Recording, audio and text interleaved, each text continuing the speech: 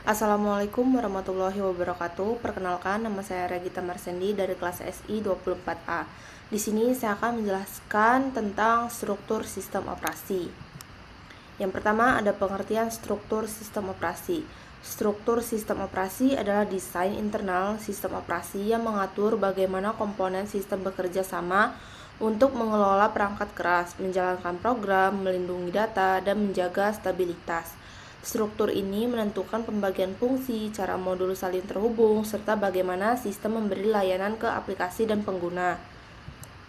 Selanjutnya yang kedua ada tujuan pembentukan struktur sistem operasi. Yang pertama ada meningkatkan efisiensi sistem. Yang kedua membuat sistem operasi lebih mudah dikembangkan. Yang ketiga meningkatkan keamanan sistem. Yang keempat memperbaiki stabilitas. Yang kelima memastikan setiap komponen memiliki tanggung jawab jelas. Yang keenam mengurangi kompleksitas kernel inti. Dan yang terakhir memberikan fleksibilitas bagi vendor dalam memperluas fitur sistem operasi. Selanjutnya ada jenis-jenis struktur sistem operasi. Yang pertama ada monolitik struktur. Model paling tradisional, seluruh komponen inti dijalankan bersama dalam satu kernel tunggal.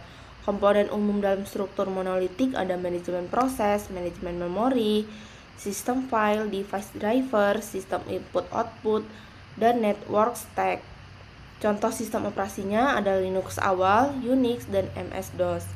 Selanjutnya yang kedua ada struktur berlapis.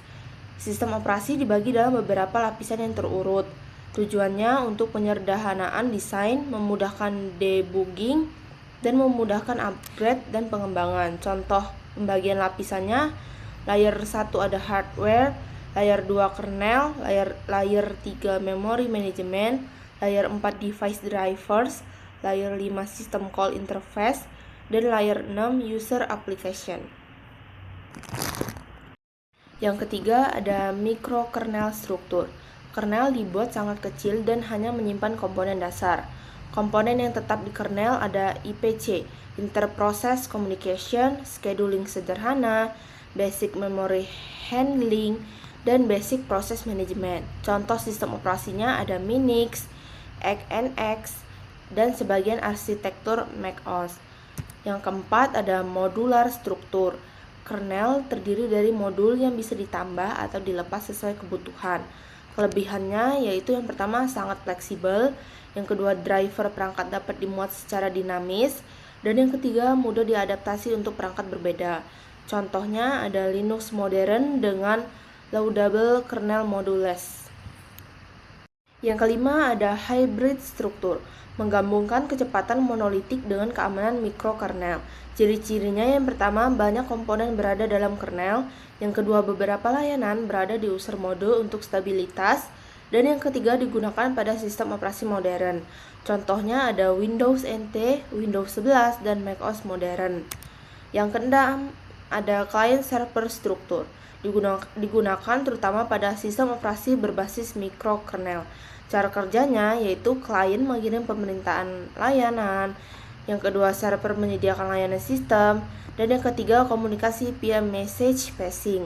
Kelebihannya yaitu memudahkan pemeliharaan dan layanan dapat dimodifikasi tanpa mengganggu kernel. Yang ketujuh ada virtual machine struktur, memungkinkan satu perangkat keras menjalankan beberapa sistem operasi sekaligus. Komponen pentingnya ada hypervisor, yang kedua virtual hardware, dan yang ketiga GUI sistem operasi. Kelebihannya yaitu isolasi kuat dan fleksibel untuk pengembangan dan testing. Dan yang terakhir ada exokernel struktur. Struktur paling ringan dan efisien. Ide utamanya ada kernel hanya menyediakan proteksi dan alokasi hardware. Yang kedua, aplikasi diberi kontrol hampir penuh atas hardware. Dan yang terakhir ada performa sangat tinggi.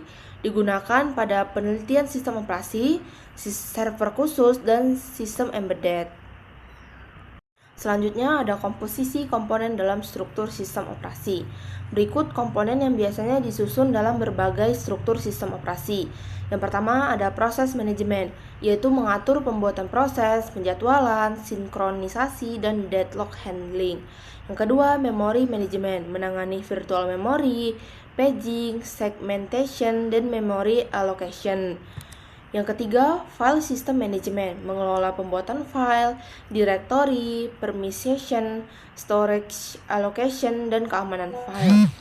Yang keempat, device management, menyediakan driver perangkat, interrupt handling, dan buffering dan sesing. Dan yang kelima, ada input output system, berfungsi sebagai lapisan yang menangani input dan output. Yang keenam, ada protection dan security, meliputi autentikasi, otorisasi, sandbox, enkripsi, dan firewall sistem operasi. Dan yang terakhir ada networking komponen, yaitu mengatur protokol jaringan, TCP atau IP stack, routing, dan paket manajemen. Selanjutnya ada tantangan dalam perancangan struktur sistem operasi. Yang pertama, menyeimbangkan kinerja dan keamanan. Yang kedua, menangani banyak perangkat keras berbeda. Yang ketiga, memastikan kompatibilitas perangkat lunak. Yang keempat, menjaga stabilitas saat sistem berjalan 24/7. Yang kelima, mengelola memori dan proses dengan optimal. Dan yang terakhir, membuat sistem modular tanpa mengurangi performa.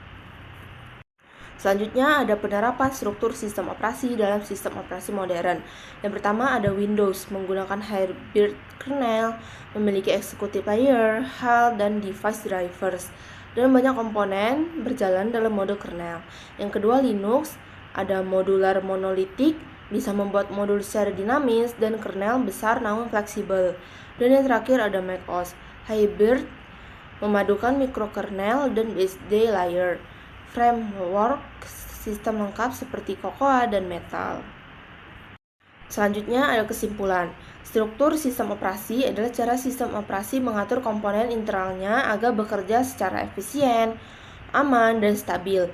Ada beberapa bentuk struktur seperti monolitik, layer, mikrokernel, modular, hybrid, client server, virtual machine, dan exokernel. Setiap struktur memiliki kelebihan dan kekurangan dalam hal performa, keamanan, stabilitas, dan fleksibilitas.